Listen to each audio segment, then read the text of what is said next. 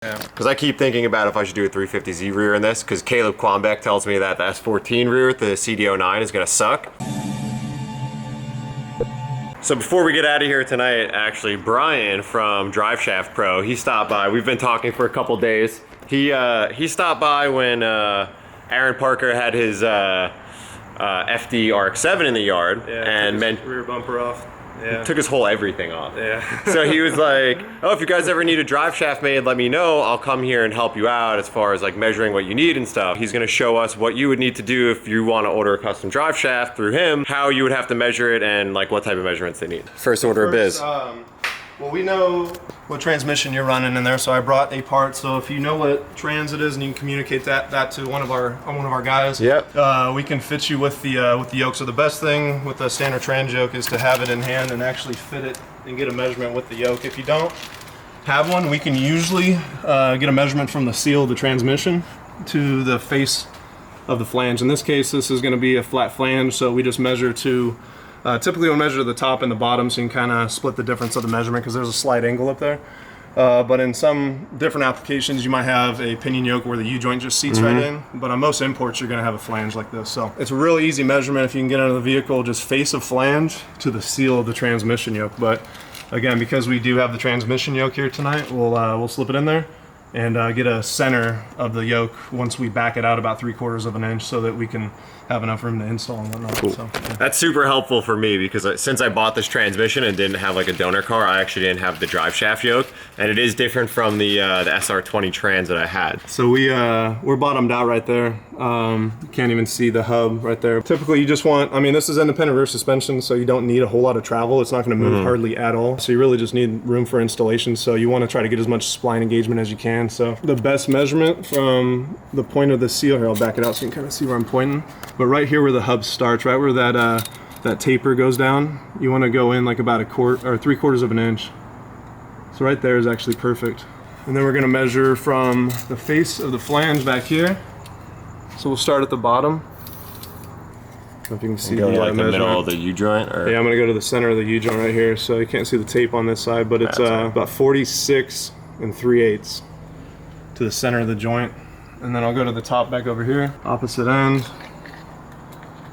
Come to the bottom here, getting about the same. There we go.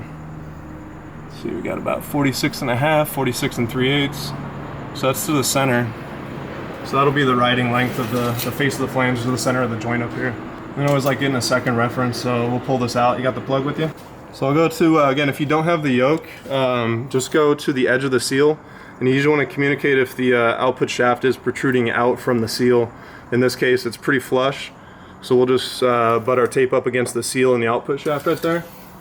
And just measure to the back of the flange. Right there, I'm getting actually 49 right on the dot. So seal to face is 49. And we had 46 3/8 to the center of the yoke up here.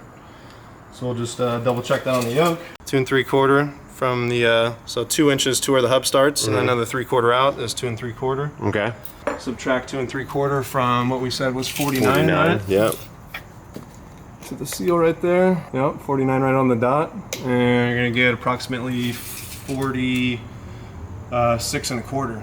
So our measurement with the yoke in was about 46 3/8, so we're about 1/8 of an inch off. Again, but you got a little bit of slack because it's slip yoke, a ton right? Of slip yoke. So I mean, 1/8 of an inch is pretty kosher in the driveline world. But yeah, I'm gonna go off of the actual seal to the face measurement at the 49 inches because I'm comfortable with exactly 3/4 out. So we'll just roll with that. And this will be a one-piece shaft, right? Because I know these cars originally came with a two-piece, but yeah, so that's no one actually likes keeping those.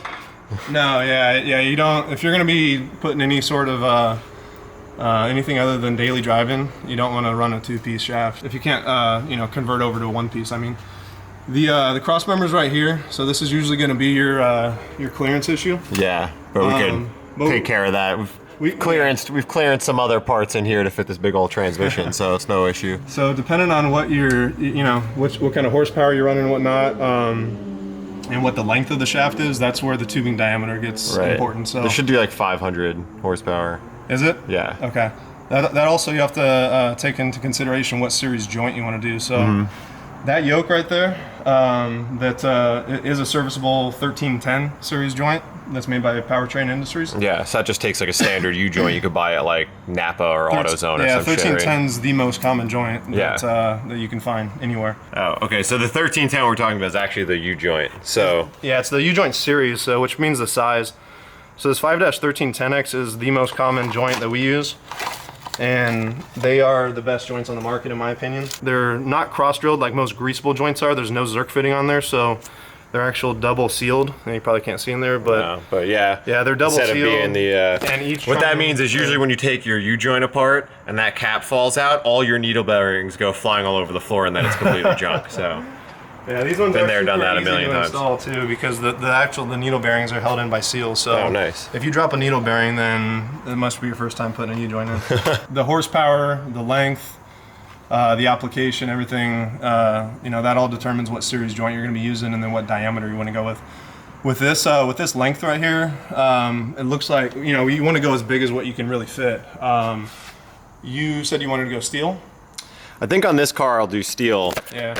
What I really want to do is a carbon one piece on the M3 because I want to save weight, but I should probably finish this thing first. Yeah, so we threw a carbon into Aaron Parker's car. His was a little bit different. He didn't have a transmission yoke up here. His transmission came equipped with a 4-bolt flange, just like your rear end. Right. So he actually had to put a slip and stub unit into the tubing. Right. So he was running flanges at both ends, and you need some sort of travel. Right. In the drive shaft. So the transmission's taking your travel right here in this setup. But either way, yeah, you can run a one-piece carbon fiber. The carbon fiber you can run a smaller diameter and at a longer length, obviously, because the critical speed, the shear limit is going to be much faster RPM. Aluminum, you can also run longer at a smaller it has to be diameter. thicker. Oh, really? Yeah, so no shit. So that's why like pickup trucks run like big long like wheelbase ones. You'll have like 4-wheel drive ones and what they'll have big long aluminums in them. Oh, no way. Okay. Yeah, otherwise they have to put like a 2-piece shaft in there. So. Oh shit. Okay. So what do you think I should do? You think I should do an aluminum or steel or? The aluminum's going to be lighter. I mean, your aluminum and carbon fiber weight-wise are about the same. Your steel's probably going to be like 2 to 3 weight-wise. So I mean, your aluminum is going to be like about 2/3 of the weight of a steel. Okay. Typically. This is probably the the tightest clearance you have, and like you said, you can kind of fab this up if you need to get bigger. But I think a 3-inch diameter shaft is going to be perfect for this setup right here. It's going to get you plenty of diameter for this length to hold whatever horsepower and torque you're putting into the shaft. So cool. If you want to run steel, we can do a 3-inch steel. And then I wouldn't go much bigger because you probably won't need it, and it's just going to get heavier the larger diameter you go.